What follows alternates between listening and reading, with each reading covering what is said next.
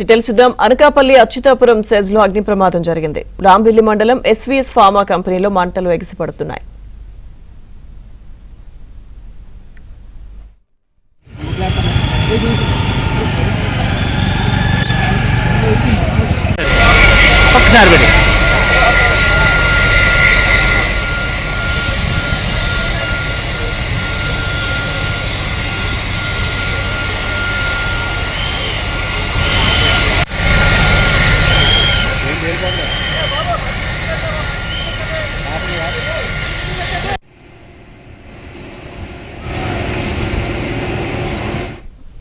Anakapalli Atchutapuram SEZ లో అగ్ని ప్రమాదం జరిగింది. రాంబిల్లి మండలం ఎస్వీఎస్ ఫార్మా కంపెనీలో మంటలు ఎగిసిపడుతున్నాయి.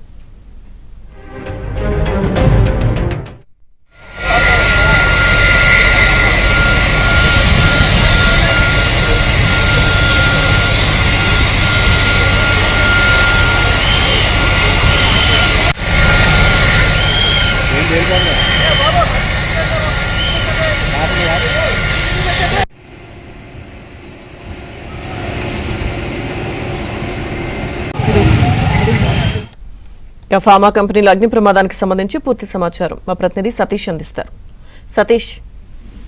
లక్ష్మీ దుర్గా అనకాపల్లి ఏపీఐ స్టేజ్ లో ఈ రోజు సాయంత్రం 4 గంటల ప్రాంతంలో అగ్ని ప్రమాదం సంభవించింది. అయితే ఏదైతే ఆ కంపెనీలో ప్రమాదం జరిగిందో ప్రమాదం గల కారణాలపైన కూడా ప్రస్తుతానికి అధికారులు అన్వేషిస్తున్నారు. అదేవిధంగా సుమారు సాయంత్రం 4 నుంచి 4:30 గంటల ప్రాంతంలో ఈ ప్రమాదం సంభవించినట్టు చెప్తున్నారు. ఎస్వీఎస్ కెమికల్ ఇండస్ట్రీ అనే కంపెనీలో ఈ ప్రమాదం సంబంధించినట్టు చెప్తున్నారు. అయితే ఈ అగ్ని ప్రమాదానికి గల కారణాలపైన ప్రస్తుతానికి స్పష్టంగా చెప్పలేకపోతున్నారు. కానీ సాల్వెంట్ రికవరీలో భాగంగానే ఈ ప్రమాదం జరిగినట్టు చెప్తున్నారు. అప్పటికప్పుడు ఆ సాల్వెంట్ ఏదైతే స్టోర్ చేస్తారో ఆ డ్రమ్ములు ఒక్కసారిగా పేలడంతో అగ్ని ప్రమాదం భారీ స్థాయిలో జరిగినట్టు చెప్తున్నారు.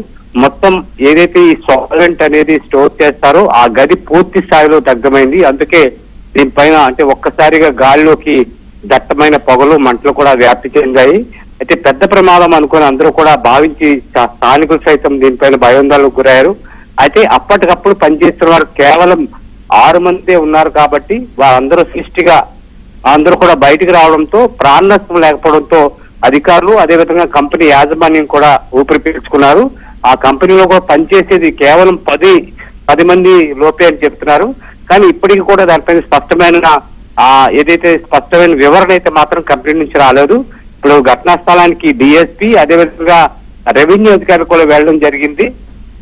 తరచుగా ఇటువంటి కంపెనీలో ప్రమాదాలు జరుగుతున్నప్పటికీ కూడా ప్రభుత్వం కానీ అదేవిధంగా ఫ్యాక్టరీస్ ఆఫ్ ఇండస్ట్రీ ఫ్యాక్టరీ కానీ వీటిపైన దృష్టి సారించాలి. అదేవిధంగా లేబర్ ఆఫీసర్లు పొల్యూషన్ కంట్రోల్ బోర్డు కూడా దీనిపైన కూడా దృష్టి సారించాలి. ఇటువంటి ప్రమాదాలు జరిగినప్పుడు మాత్రమే వెళ్తున్నారు చూస్తున్నారు తప్ప నిరంతర ప్రక్రియ లేదు, నిరంతరం వారు దీనిపైన కూడా నిఘా పెట్టడం లేదు అనేది కూడా వారి నుంచి వినిపిస్తుంది. ఇందులో ఒక సంస్థలకు ఉద్యోగం కూడా మాట్లాడడం జరిగింది.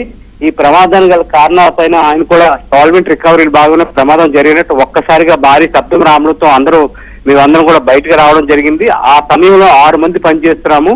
6 కూడా బయటకు రావడంతో ఈ ప్రమాదం నుంచి తప్పించుకున్నాము. ఏదైతే సాల్వెంట్ స్టోరేజ్ ఏదైతే ఉందో ఆ గది పూర్తి స్థాయిలో కూడా దగ్ధమైంది.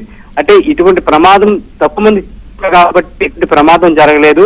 ఒక్కొక్క కంపెనీలు పక్క కంపెనీలో సుమారు ఈ సమయంలో మనం చూసుకున్నట్లయితే బి షిఫ్ట్ లో సుమారు 50 నుంచి 100 మంది పనిచేస్తూ ఉంటారు. ఎందుకంటే ఈ కెమికల్ ఫ్యాక్టరీలో ఒక్కొక్క కంపెనీలో ఒక్కొక్కటే ఉత్పత్తి చేస్తారు. ఇప్పుడు మనం చూసుకుంటే ఈ ఎస్వీఎస్ కెమికల్ ఫ్యాక్టరీలో ఏదైతే ఉందో ఇందులో మెడిసిన్ అదేవిధంగా స్టీల్ కూడా సంబంధించిన ఉత్పత్తి జరుగుతున్నట్టు చెప్తున్నారు. కానీ దీనిపైన కూడా ఏదైతే ఎస్వీఎస్ కెమికల్ ఫ్యాక్టరీకి సంబంధించి ఎంతమంది పనిచేస్తున్నారు, ఏ ప్రొడక్ట్ తయారు చేస్తున్నారు, ఎప్పుడు స్థాపించారనే బోర్డులు కూడా బయట రాయాల్సి ఉందని గతంలో కూడా చెప్పినప్పటికీ కూడా ఆ ఆదేశాలను సైతం కూడా బేఖాతరు చేసినట్లుగా ఎంతమంది పనిచేస్తున్నారు, ఏ షిప్ లో ఎంతమంది ఉన్నారని కూడా స్పష్టత కూడా మనం చూస్తే ఆన్లైన్ లో కూడా లేదు. అదే విధంగా ఆ కంపెనీ బయట కూడా ఎటువంటి నోటీస్ బోర్డులో కానీ లేకపోతే అక్కడ ఉన్న సెక్యూరిటీ ఆఫీస్ దగ్గర కానీ కూడా ఇటువంటి వివరాలు కూడా లేకపోవడంతో అసలు ప్రమాదం జరిగిన తర్వాత లోపల ఎంతమంది ఉన్నారు కూడా స్పష్టత లేని పరిస్థితి కనిపిస్తుంది. వీటిపైన కూడా అధికారులు దృష్టి సారించాలి. ఒకవేళ ప్రమాదం జరిగిన లోపల ఎంతమంది ఉన్నారు, మనం ఎంతమంది సేవ్ చేశామని తెలియని ఒక పరిస్థితులు కూడా ఏర్పడుతున్నాయని చెప్తున్నారు.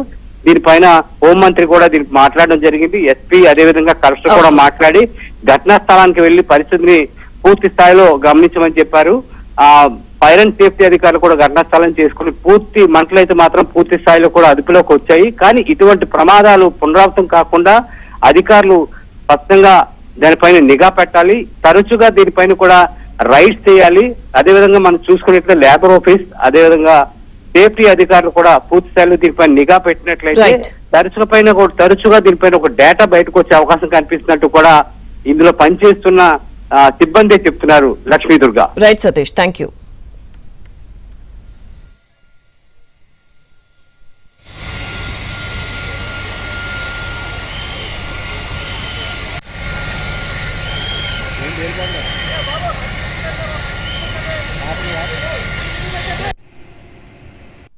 అచ్యుతాపురం రాంబెల్లి పరిధిలో ఉన్నటువంటి ఎస్సీజెడ్ లో ఈరోజు ఎస్వీఎస్ కెమికల్ ఇండస్ట్రీలో ఘోర అగ్ని ప్రమాదం అనేది జరిగింది ఈరోజు సాయంత్రం.